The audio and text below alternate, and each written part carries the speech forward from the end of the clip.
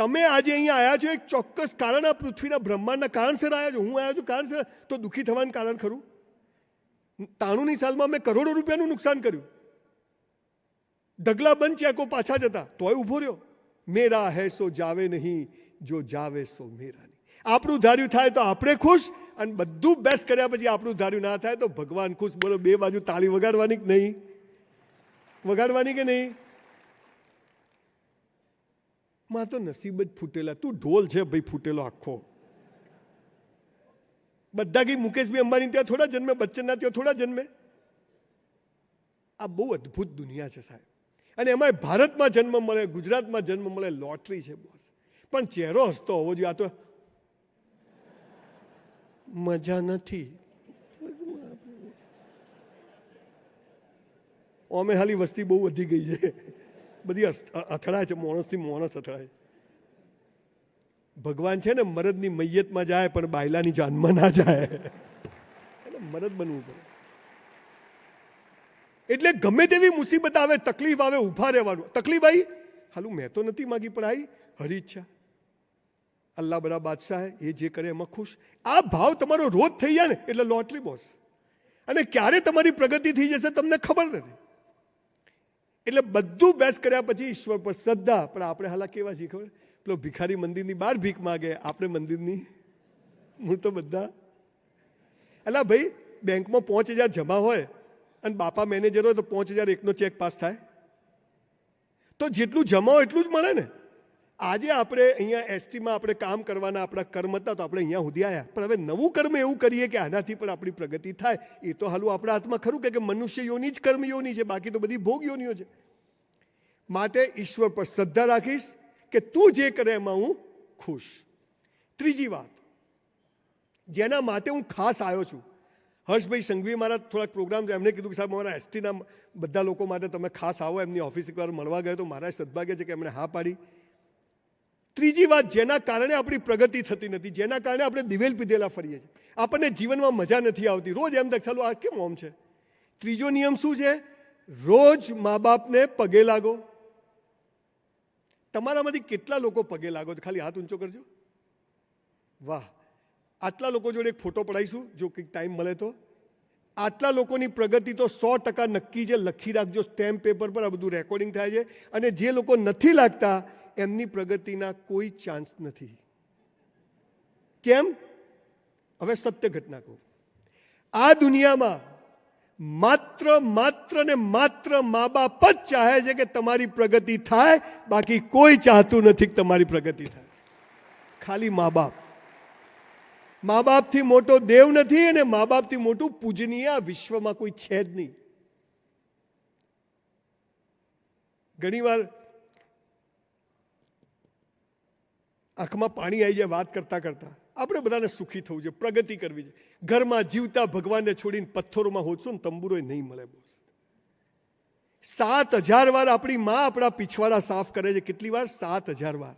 દિવસમાં 10 વાર સંડાસ બાથરૂમ કરીએ આપણે જન્મીએ ત્યારે. લંગોટીઓ બાળતીઓની તો હવે આપણો છોકરો થયો એટલે ખબર પડે કેટલી વાર થાય છે. એ 2 વર્ષના થઈએ ત્યાં સુધી રોજ 10-15 વર્ષ સંડાસ બાથરૂમ કરીએ અને માં સાફ કરે. મોડા પડીએ બાપા હોય ના હોય દવાખાને લઈ જાય અને આપણે હાલ એને પગે ના લાગીએ. આપણી પ્રગતિ થાય જ નહીં. ભગવાન જમીન પર આવ્યો નથી, આવવા નથી, એટલે એને મા બાપ બનાવ્યા અને મા બાપથી આપણને પેદા કર્યા હતા. આપણો ભગવાન કોણ? આપણા મા બાપ. તો કોને પગે લાગવું જોઈએ? મા બાપને. આપણે લાગતા નથી. આપણા ઘરમાં મા બાપનો ફોટો રાખવો, જ્યાં નોકરી કરતા ત્યાં ફોટો રાખવો. હું સવારે 5 વાગે દોડવા જઉં ને તો પહેલાં મારી બાના રૂમમાં જઉં. મારી ડોસી જીવે છે 87 વર્ષની, ખતરનાક એકદમ. એ તો જ નોટ આવી હોય ને. મારે વિમાન 7 વાગ્યાની ફ્લાઇટ હોય, 5 વાગ્યાના રૂમમાં જઉં. મેં તું જોઉં બા ક્યાં જાય છે? મેં તું મુંબઈ. કેમ જાય છે? મેં તું પ્રોગ્રામ છે. કોણ કોણ આવે છે? મેં તું હું વિજય. કેટલા વાગે પાછો? એટલા સવાલ ડોસી પૂછે. પણ ભાઈ બધાના જવાબ શાંતિથી આપવાના, કેમ કે બોસ ઇઝ બોસ. બોસને કહેવાય નહીં. અને જો એમ કીધું ને કે એટલે મોડું થાય, તું મોટો થઈ ગયો ના ભાઈ બોલ.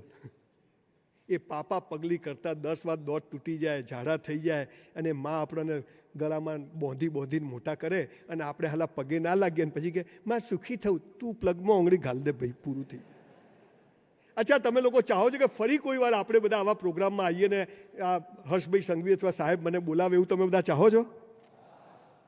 તો આજે તમે બધા પહેલો દિવસ આજથી નક્કી કરો કે આજથી રોજ મા બાપને પગે લાગશો. અચ્છા, હવે તમે ઘેર જઈને પગે લાગશો એટલે ડોહા શું કે, શું છેલા પૈસા નહીં મળે અને સહી તો ક્યાંય નહીં કરું. અરે કે ભાઈ એક આયા હતા ભાઈ સંજયભાઈ, તો એવી કીક મારી છે સાહેબ. જે મા બાપને ઝૂકે છે ને, દુનિયામાં કોઈનો બાપ એને ઝુકાઈ શકતો નથી, ગેરંટી મારીને કહું છું બોસ. આ સૌજીભાઈ ધોળકિયા કે અમારા જેવા લોકો કશું નતું સુખી કેમ છીએ કે મેં મા બાપને બોસ અને ભગવાન માની છે. મંદિર નથી જતો પણ ડોસીને પગે લાગીને જ બહાર, ને રાત્રે 12 વાગે જાઓ તોય પહેલાના રૂમમાં જવાનું, ડોસીને પગે લાગીને આપણા રૂમમાં. ખાલી મા બાપ ચાહે છે કે આપણી પ્રગતિ થાય, બાકી કોઈ ચાહતું નથી. તો આજે તમારો નિમણૂક પત્ર છે, આટલા બધા અધિકારીઓ તમારા જિલ્લામાંથી બધેથી લોકો આવ્યા છે. મારા પાલનપુરના ઘણા બધા મિત્રો મને મળ્યા. જો કે 10 વર્ષથી હું તો અમદાવાદ આવી ગયો છું, એટલે અમદાવાદ રહું છું, અમદાવાદ જ બિઝનેસ કરું છું બધું. આજે આપણે બધા એક પવિત્ર દિવસે એક ઈમાનદારીથી સોગંદ ખાઈએ કે આજથી, અચ્છા કોઈ મુસલમાન હોય તો પગે પડવું એટલે હાથ ચૂમવો, કોઈના પગે પડવાનું મનાઈ હોય તો હાથ ચૂમવો, ઇજ્જત કરવી મા બાપની. હું તો કહું પગે પડવું, કે કુરાનમાં લખ્યું છે કે મા બાપના પગ નીચેથી જન્નત જવાનો રસ્તો, ત્યાં લખ્યું છે, પણ કોઈ માનતું જ નથી. આજે આપણે બધા બે હાથ ઊંચા કરીને નક્કી કરીએ કે આજથી મા બાપને પગે લાગશું. એક ફોટો પડાવી દઈએ, પછી હર્ષભાઈને મોકલીએ. કરો બે હાથ ઊંચા. વિડીયોવાળા ભાઈ આ સીન ઉતારો. આવો ગુજરાતમાં નહીં હોય, તમે જુઓ પાછળ, જુઓ પાછળ. ભૂલો ભલે બીજું બધું, મા બાપને ભૂલશો નહીં, અગણિત છે ઉપકાર એના, એને વિસરશો નહીં. લાખો લડાવ્યા લાડ તમને, કોડ સૌ પૂરા કર્યા, એના કોડ પૂરવા ભૂલશો નહીં, મા બાપને ભૂલશો નહીં. આપ સૌનો ખૂબ ખૂબ આભાર. Thank you so much. ખૂબ ખૂબ આભાર. અને સાહેબ તોય થોડી 5-10% વિચિત્ર નોટો હોય તો એમને કહું કે મા બાપને પગે ના લાગે તો કંઈ નહીં, પણ એવું કોઈ કામ ના કરવું કે આપણા મા બાપને કોઈને પગે પડવા જવું પડે. એવું કોઈ કામ કરવું નહીં. કોઈ અમેરિકામાં એક નાનકડો માણસ, ફાટકવાળો ટ્રેન આવે એટલે ફાટકનો દરવાજો ખોલવાનો, બંધ કરવાનો, આટલી જ નોકરી. હજારો ફાટક. આજે અમેરિકામાં એ એક ફાટકવાળાના ત્યાં જોવા માટે લોકો જાય છે કે નવરાત્રના ટાઈમે ત્યાં બગીચો બનાવ્યો જંગલમાં. એક નાનો માણસ શું કરી શકે તમને ખબર નથી સાહેબ. જેમ આજે આપણે મળી ગયા એમ કાલે શું થશે તમને ખબર નથી. પણ આ બેઝિક નિયમો છે, જે કરીશું એ બેસ્ટ કરીશું. બધું બેસ્ટ કર્યા પછી ઈશ્વર પર ભરોસો રાખશું, ભગવાન પાસે માગશું નહીં, સોરી ને થેન્ક યુ જ કહેવાનું. ભીખ તો માગવાની જ, માતાજી હાલે જ નહીં. આ તો તું સાચો હોય તો આમ થજે, એ તો સાચો છે, તું જુઠ્ઠો છે તો રેડી છે. તા જેવા ભિખારીઓને હોંભળે તે તો નવરો થઈ જાય બિચારો. ત્રીજું, મા બાપને ભગવાન માનવાના. મા બાપથી છાના માના કશું નહીં કરવાનું. એમની આંખમાં આંસુ આવી ગયું ને બોસ, જીવન જુઓ. ઉપર કશું સ્વર્ગ નથી, બધી ઉલ્લુ બનાની વાતો છે. ઉપર સ્વર્ગ છે, સ્વર્ગમાં અપ્સરાઓ છે, અહીંયા ઓછી છે. અહીંયા મળે દૂધની નદીઓ. અહીંયા આપણે અમૂલ ને સમૂલ, અમારા બનાસમાં દૂધની કેટલી નદીઓ છે. અહીંયા જ સ્વર્ગ, અહીંયા જ નર્ક. જીવતા આવડે તો સ્વર્ગ, ના આવડે તો નર્ક. એટલે સારો માણસ સ્વર્ગમાં જતો નથી, સારો માણસ જ્યાં ત્યાં સ્વર્ગ ઊભું કરે. ખરાબ માણસ નર્કમાં જતો નથી, જ્યાં ત્યાં નર્ક ઊભું કરે.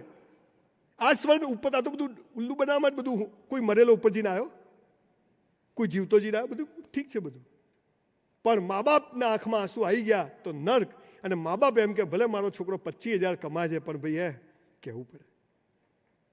આ પાવર છે જીવનનો, સફળતાનો. ખબર નથી.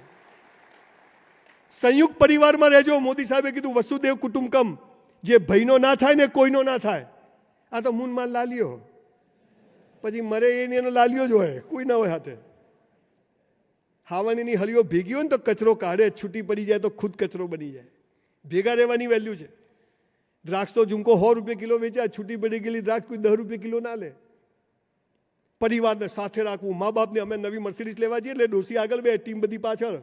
Boss is boss. ડોસી આગળ. એ 3 સાંધાવાળી સાડી પહેરે મારી બાઈ, પગમાં સેફ્ટી પિન નાખી અને સંજય રાવલ પેદા કરે તો બોલો એ ભગવાનથી ઓછી હોય? આજે ઘરે જાઓ ને તો એક 10 રૂપિયાની કેડબરી લઈ જજો ડોહા ડોસી માટે. એક ગુલાબ લઈ જજો, જઈને પગે લાગજો. આંખમાં પોણી આવી જાય તો સમજો કે બેડો પાર થઈ ગયો, જીવન સફળ થઈ ગયું તમારું. કરજો. અને એમને કહેજો ક્યાંક બહાર નોકરી પડે તો વિડીયો કોલ કરવાનો 1 મિનિટ માટે. ગમે તેને કેવા કરો છો, કેમ છો, કેવાય કરવું. એ કરવું પડે, આ એ કરવું. મા બાપથી મોટો દેવ નથી. એટલે ત્રીજો નિયમ શું છે? આજથી આપણે બધા જ તમને તમારી માની સોગન છે બધાને. અને હું તો જો જન્મે બ્રાહ્મણ છું ને કર્મે બ્રાહ્મણ છું. બ્રાહ્મણ બે પ્રકારના હોય, એક જન્મે હોય ને એક કર્મે હોય.